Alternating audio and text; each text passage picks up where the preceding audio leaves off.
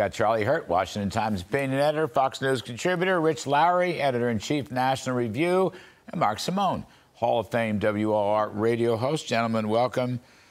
It's just too much fun. Rich Lowry, nice to see you again. And who's going to be, I'm not even going to ask you about New Hampshire. Who's going to be the next president?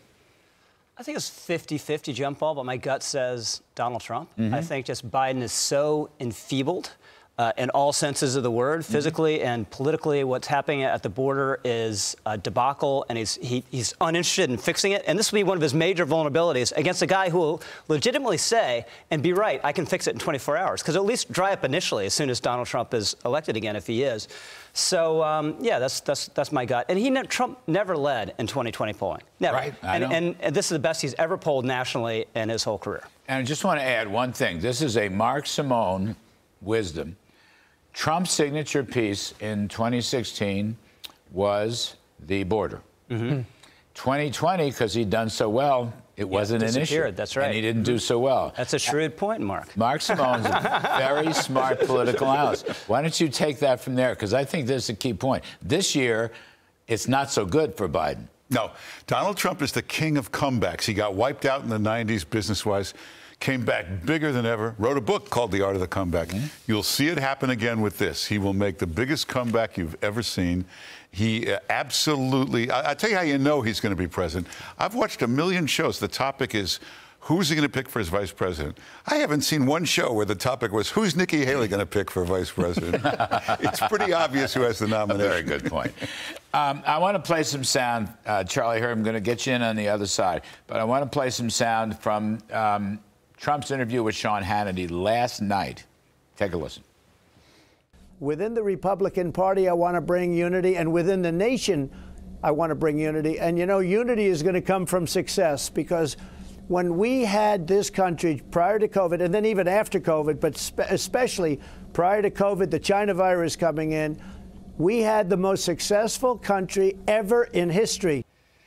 Charlie, it's very interesting. He started this the night he won in the Iowa caucus. He talked about unity. He was very gracious. He did it again on Sean Hannity. Now, slightly changed, but still the same. I call it success is the best revenge. Yes. But last night it was more success is the best way to unify. And I want to add to it just my thought. A successful country that's growing, where people are happier than they are today, that itself would be a unifying construct. Oh, without a doubt. But let me first say, you know, this business about who's going to be the next president, you guys are not stopping to smell the roses here. I mean, this is too much fun. I don't want to fast forward this. I want this like week to stay here forever. This is as entertaining as it gets in politics. But you're exactly right. I think that him looking forward and talking about how the best retribution is success is we'll look back at that and see that it's sort of the turning point for the entire election. It's forward-looking, it's winning, which is his brand, and I think that, if we're talking about unifying people based on issues, and the 2016 election was the most issue-oriented campaign that we've ever seen. If he goes back to the issues and talks about those issues, he's right on all of them. We're talking 70–80% of regular voters. I know that he gives everybody hives in Washington, D.C. and in the government, but in terms of voters on the issues, he's like right there in the fat man. All year long, I have said the principal reason for his growing polling lead, I know polls aren't votes, but nonetheless, was he's running an issues campaign like he did in 2016. It isn't about the legal stuff. That probably helped him some in the margins, but I don't think it's a fabulous issue. What's a fabulous issue is drill, baby, drill, and liquid gold, and tax cuts, and deregulation, and closing the border, and stopping wars from breaking out all over the world, which Joe Biden is incapable of doing, Rich. I mean, this will be the best issues campaign we've seen in a long time. Yeah, it's also an underappreciated aspect of Trump. Now, he can be apocalyptic, right? And he can be negative, but he's been wildly optimistic his entire career, right? They want to destroy his business in New York in this fraud trial because, they'll say it's worth $500 million. It's like, no, it's worth $5 billion, right? So it's always bigger and better. And to the extent he can emphasize that, It's all to the good. Plus, again, just not to focus too much on the polling, but the economic numbers, a double-digit lead on Biden. There's a polling, I think, a poll question last weekend asked, who do you expect your personal finances to be better under? Double digits, better under Trump, double digits, worst under Biden. If those numbers stay the same, it's hard to survive that as an incumbent president. And Mark, how's his polling numbers on the border? Through the roof. And there's one more issue. It's under the radar, but the crime is out of control in all our major cities. Frightening, not just urban people, but suburban people who want to come into the cities. Those suburban housewives they talked about, they're terrified of this crime in the cities. That's another issue. And they're looking, Biden projects weakness. They're looking for strength. And a guy who's got 91 indictments and not a bead of sweat on his forehead projects strength. Charlie, I just wanted to come back for one moment more on this unity thing. Because I think Trump is turning the tables on Biden. Biden said he was a unity guy when he was inaugurated. He obviously has been anything but.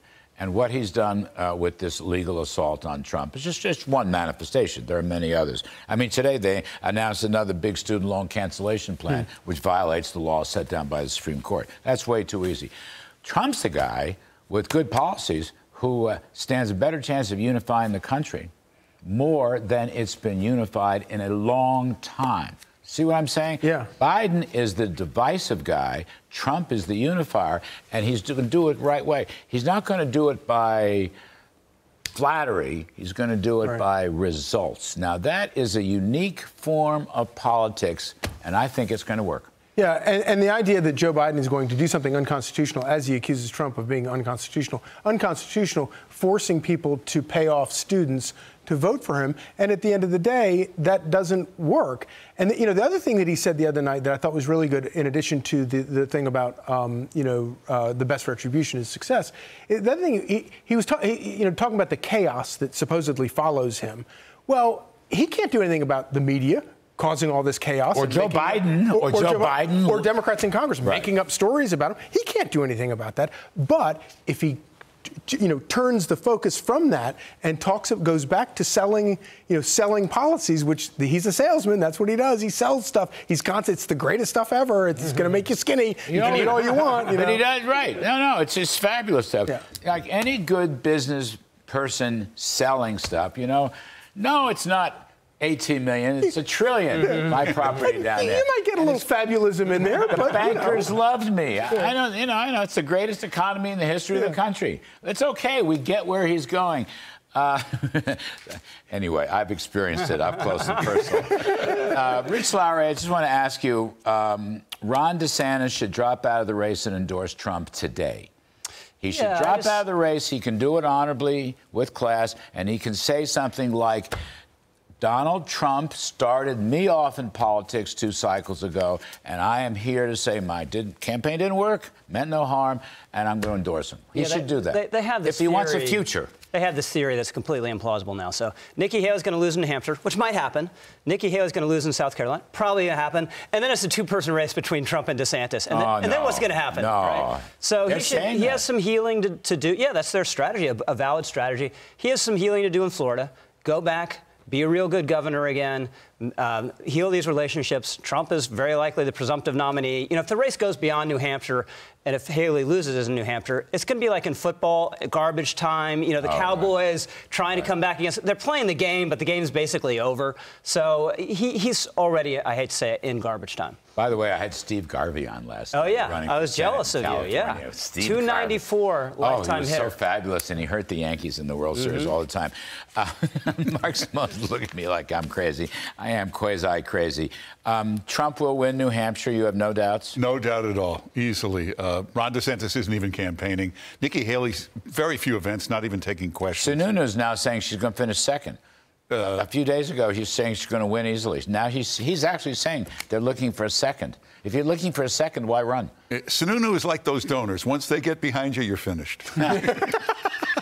You all stop trying to make this end. I want it to go on forever. This is great I want everybody to stay in. Well, you have to add. Now, this is we've been talking about this for over a year. Kellyanne Conway started. The donors, successful business people, Did anyone ever ask them for their political advice? Did they get rich for or did they get rich for business? When Jamie Dimon is telling Joe Biden he needs to stop trashing voters, when the biggest banker in the country is telling you to stop being such a jerk to little people, that ought to tell you where we are. Charlie Hurt, Rich Lowry, and Mark Simone. Hell of a group, I'll tell you.